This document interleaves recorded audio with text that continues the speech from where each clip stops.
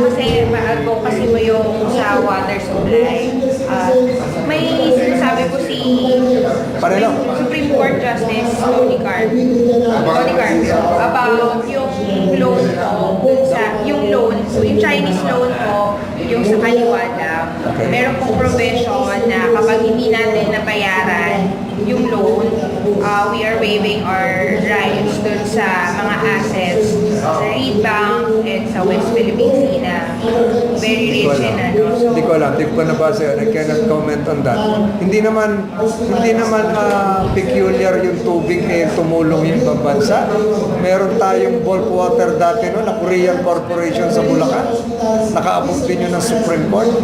So hindi yun, hindi exceptional. Pero hindi ko alam yung wineway. Siguro ipakita dapat yung provision na gano'n na merong nakalagay tungkol sa West Philippine Sea. I doubt na meron.